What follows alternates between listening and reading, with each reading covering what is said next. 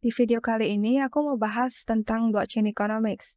Ada 3 blockchain yang bakal aku bahas. Yang pertama adalah Layer 1 Proof of Work, yaitu Bitcoin. Yang kedua adalah Layer 1 Proof of Stake, yaitu Ethereum. Dan Layer 2 Arbitrum. Seperti yang kita ketahui, blockchain menyediakan infrastruktur untuk mengkoordinasikan kegiatan ekonomi di mana transaksi tercatat secara aman dan transparan. Untuk melakukan transaksi dan berinteraksi dengan smart contract, pengguna harus membayarkan biaya transaksi, dan biaya ini digunakan untuk mendukung jaringan dan memberikan insentif kepada penambang atau validator untuk memproses transaksi. Tapi karena jumlah data yang bisa disimpan dalam setiap blok data pada sebuah blockchain itu terbatas,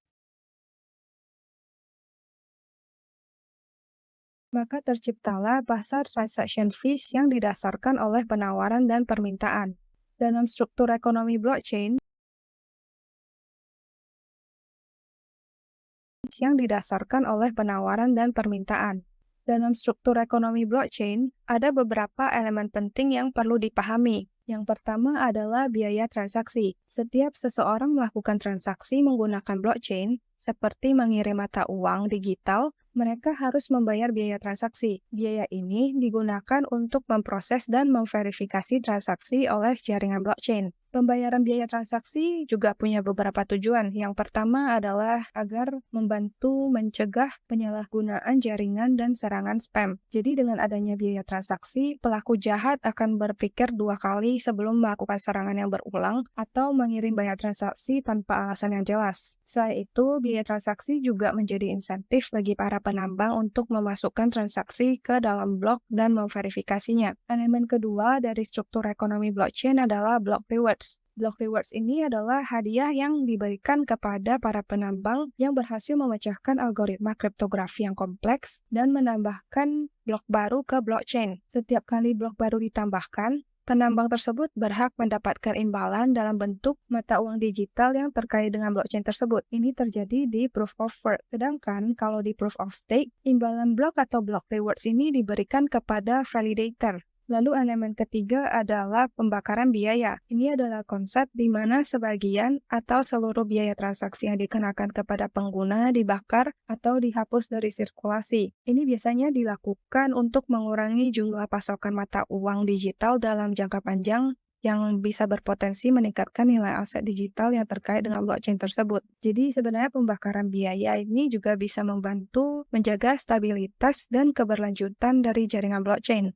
Nah, sekarang kita masuk ke Layer 1 Proof of Work Bitcoin. Jadi gini, permintaan untuk mengirim transaksi di Bitcoin itu menciptakan pasar untuk block space. Jadi pengguna harus bayar ke penambang buat dapetin block space ini. Nah, selain itu, penambang juga dikasih block rewards yang isinya Bitcoin baru yang ditambahkan ke total pasokan Bitcoin. Untuk sekarang, semua biaya transaksi dan block rewards ini akan diberikan kepada para penambang. Jadi model ekonomi Bitcoin ini ditentukan oleh 2 variabel. Yang pertama adalah transaction fees atau biaya transaksi, dan yang kedua adalah block rewards. Jadi biaya transaksi ini ditentukan berdasarkan penawaran dan permintaan untuk block space dalam jaringan Bitcoin, dan block rewards ini akan dihadiahkan kepada para miners dan akan meningkatkan pasokan beredar Bitcoin. Untuk sekarang, para miners ini bisa dapat 6,25 Bitcoin buat tiap blok yang berhasil ditambang. Dan nanti ada yang namanya halving yang terjadi setiap 4 tahun sekali, di mana block rewards ini bakal dipotong separuh. Dan kira-kira di tahun 2140, Bitcoin bakal mencapai jumlah maksimalnya yaitu 21 juta Bitcoin. Lanjut ke Layer 1 Proof of Stake Ethereum. Di Ethereum, sebagian besar biaya transaksi yang dibayarkan sebenarnya dibakar, yang bisa dianggap sebagai buyback. Ini menguntungkan semua pemegang Ethereum karena supply-nya menurun. Sedangkan validator mendapatkan bagian yang tersisa dari biaya transaksi yang enggak dibakar, dan juga rewards dari staking yang merupakan ETH baru yang diisu. Ada beberapa milestone penting yang udah dilewatin oleh Ethereum sejak tahun 2021. Salah satunya adalah mekanisme pembakaran biaya yang diterapkan melalui EIP 1559 pada Agustus 2021, yang dimana Ethereum menjadi aset yang lebih produktif. Selain itu, peralihan dari Proof of Work ke Proof of Stake ini juga mengurangi tingkat emisi Ethereum. Jadi, the merge ini terjadi pada September 2022.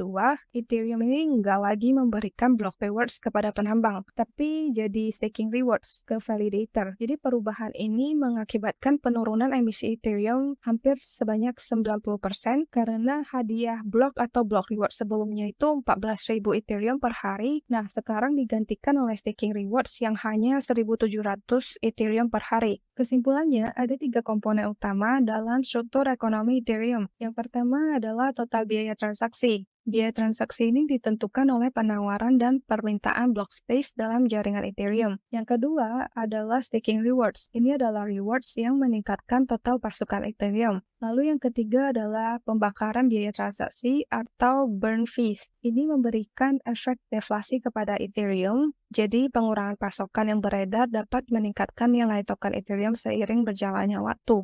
Sebagai contoh, seorang pengguna jaringan Ethereum membayar 0,005 Ethereum dalam biaya transaksi. Dari biaya tersebut, 0,002 Ethereum dibayarkan ke validator dan sisanya 0,003 Ethereum dibakar. Selain itu, validator juga dapat staking rewards. Nah, sekarang kita bahas soal blockchain economics dari layer 2, spesifiknya adalah Arbitrum. Jadi tujuan Arbitrum adalah menyediakan solusi skalabilitas untuk jaringan Ethereum. Arbitrum menggunakan teknologi optimistic rollup yang memungkinkan peningkatan kecepatan dan throughput dengan mengeksekusikan transaksi di layer 2 dan mengirimkannya ke dalam batch untuk finalisasi di layer 1 Ethereum. Ekonomi dari blockchain lapisan 2 ini didorong oleh 2 variabel. Yang pertama adalah biaya yang dikumpulkan oleh layer 2 dan biaya penyelesaian transaksi ke layer 1. Model bisnis utama untuk blockchain lapisan 2 ini adalah menghasilkan pendapatan dengan mengambil bagian dari biaya transaksi yang dibayar oleh pengguna. Jadi margin pendapatan ini ditentukan oleh biaya penyelesaian transaksi ke layer 1. Nah, contohnya, seorang pengguna di Arbitrum membayar 0,005 Ethereum dalam biaya transaksi. Dari biaya tersebut, 0,04 Ethereum digunakan untuk menutupi biaya gas untuk mengirimkan transaksi ke Ethereum, dan Arbitrum memperoleh sisanya yaitu 0,01 Ethereum sebagai pendapatan.